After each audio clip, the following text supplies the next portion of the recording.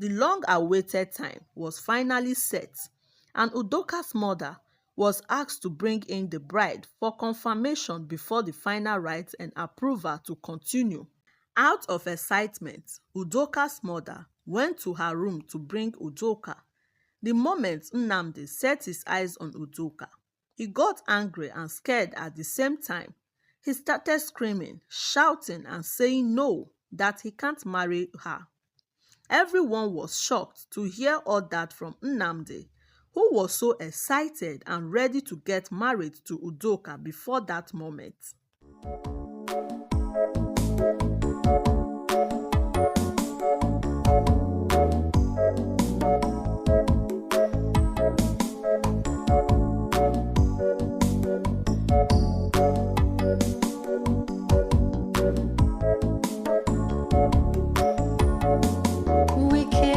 The heart of man is wicked, evil, the soul of man is so bad, destroying one another for the things of this world.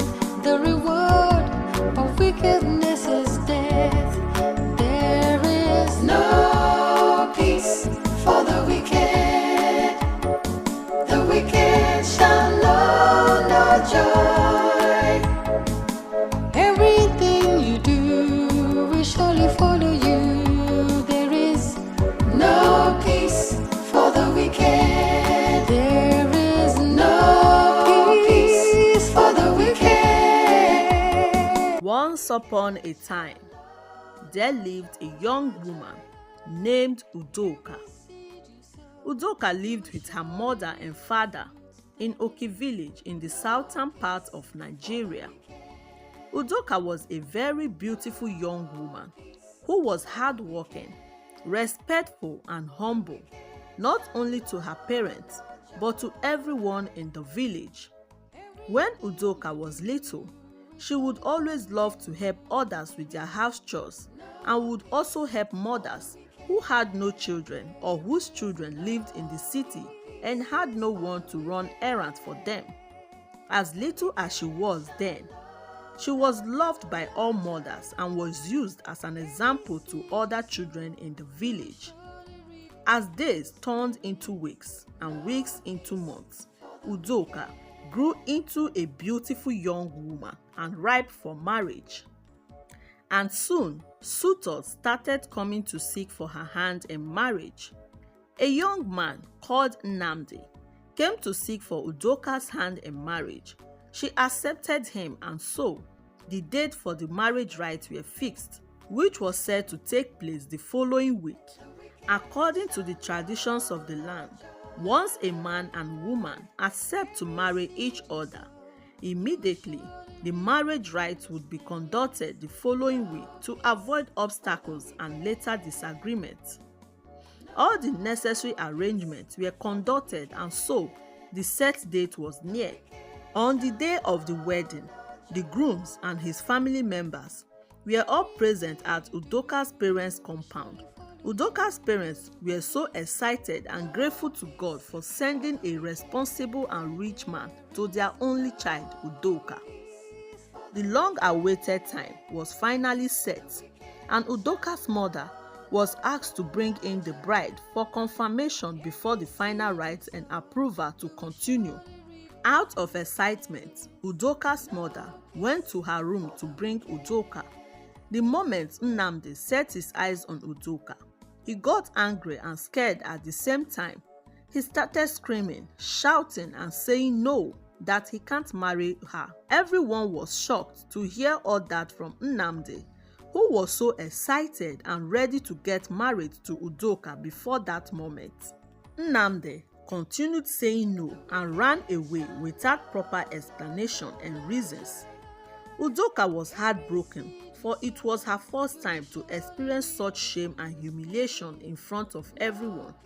But her parents were more heartbroken, for no parent prayed for such to happen to their children. And soon, Udoka and her unfortunate said wedding became the talk of the village, and a lot of unanswerable questions were thrown at her. Few months later, another suitor came and the wedding date was soon fixed the following week. And soon the awaited date was set and everyone was present at Udoka's father's compound. And Udoka's mother was asked to call in Udoka for approval to continue with the rites. And as soon as her soon-to-be husband set his eyes on her, he got angry and scared at the same time, saying no and ran away just like the previous suitor. The whole village was confused of the strange event that occurred twice at Udoka's parents' compound, and that made the villagers to gossip more and jumped into conclusions. "Are you sure that Udoka is not a witch?" one of the village women asked. "If you ask me, who will I ask?" the other woman replied. "This is an abomination, and this had never happened in my time. And if she's not a witch, why then would her grooms be so happy before the wedding only to say no and run away on their wedding day?" "My sister, the story is not clear. I think she's possessed and only the grooms can say it." Some of the village women gossiped about Udoka's misfortunes, and that was how Udoka became the topic of the village for many years. Years later, men from different towns and villages came to seek for Udoka's hand in marriage, but ended up rejecting her on her wedding day, just like Nnamdi and others. And so, Udoka became scared and worried. She became a shadow of herself for years, wondering of what would have gone wrong that resulted to the recent happenings. Years later, Udoka had turned 35 and was more scared and worried, and all hopes of getting married was lost, for all other maidens has gotten married without obstacles and delay. Some had given birth to 3 to 4 children, while she was rejected repeatedly on her wedding day. Her uncle, Mazi Amadi, took her father to meet a juju man for solutions.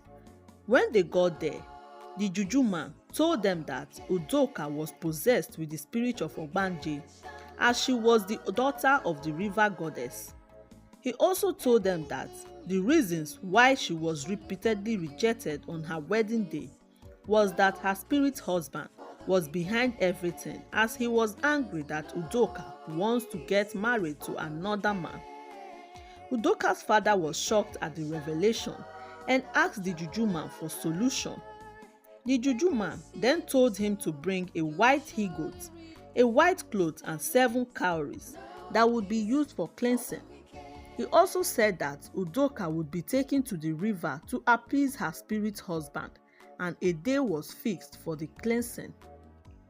They arrived at the river with the juju man, and all necessary rituals for the cleansing was conducted, and with full belief Udoka felt freedom.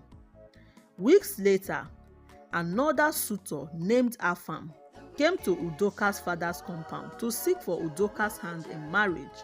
On the day of the wedding, everyone gathered at Udoka's father's compound with their hopes held high, and again Udoka was rejected by Afam on her wedding day without proper and clear explanations. Once again, the villagers were all shocked and told Udoka to her face that she was a witch and a cursed child, and she should forget about getting married, as marriage was not written in her destiny. Udoka cried for many days as the words from the village women echoed in her ear, as she completely lost all hopes of getting married. Few months later, Udoka was on her way home from the market when she met a handsome man named Chikadibia. Chikadibia was a successful businessman and the only son of King Ago from the neighboring village. Being the only son of a king, he was also the prince and heir to the throne after his father. When Prince Chikadibia first saw Udoka, at once he fell in love with her and traced her to her father's compound and made his intention known to them. Udoka's parents were worried, and with the fear of the previous events and for histories not to repeat itself, they rejected his proposal. But Prince Chikadibia was not the type that easily accepts defeat and take no for an answer, and he demanded for clear reasons for the rejection of his proposal towards Udoka. Udoka's parents were surprised to hear all that from him, as the whole villagers knew about their previous events with the previous suitors. Chikadibia was a prince from the neighboring village who spent half of his life in the US and had come back 2 days ago before the day he met Udoka and had interest in her. And that was why he never knew or heard anything concerning Udoka and her previous suitors. Prince Chikadibia kept insisting on knowing the whole truth behind their rejection of his proposal, and without beating round the bush, Udoka's parents told him all that happened in the past. After knowing the whole truth, he insisted on marrying Udoka, but told them that on the day of the wedding, he would be blindfolded until all the marriage rites were performed, and would only remove the blindfold after marrying Udoka. That sounds weird to Udoka's parents, but after carefully thinking through it, they accepted his request, and as usual, the wedding date was fixed and everyone in the village was invited. The villagers gossiped among themselves and find it hard to believe that Prince Chikadibia insisted on marrying Udoka after learning the whole truth about her and her previous suitors. Some of the villagers refused to attend the wedding, and some attended, not because they want to, but because they all want to witness another drum of shame that would be beaten in Udoka's father's compound for the 10th time. On the day of the wedding, everyone was present, and as requested by Chikadibia, he was blindfolded all through the marriage rites, and after the marriage rites were performed, Chikadibia removed the blindfolds, and immediately a loud scream echoed from the crowd. Everyone was shocked and surprised to see Mazi Amadi screaming and talking like a madman, and to everyone's amazement, he started to confess all his evil deeds. It all started when Udoka was in her early 20s, when rich suitors started seeking for her hand in marriage.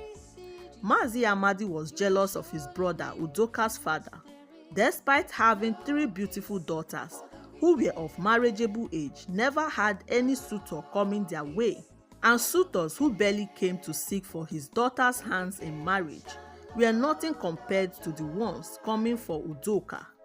He was so worried and jealous of his brother. Not only his brother was richer than him, but also soon to be an in-law to one of the rich suitors seeking for Udoka's hand in marriage. His jealousy led him to do what he did.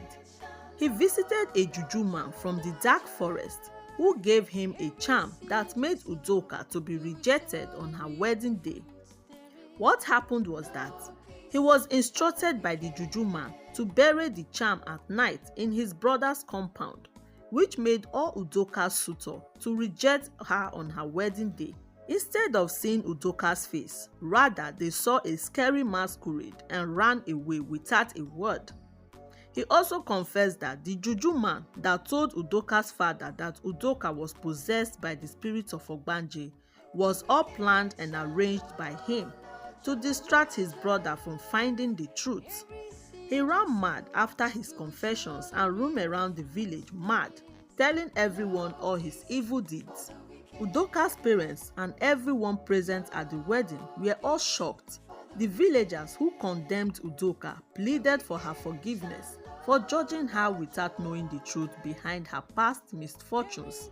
She forgave them wholeheartedly, and that was how Udoka got married to Prince Chikadibia and lived happily ever after. Peace for the wicked shall know no joy. Every seed you sow, you will surely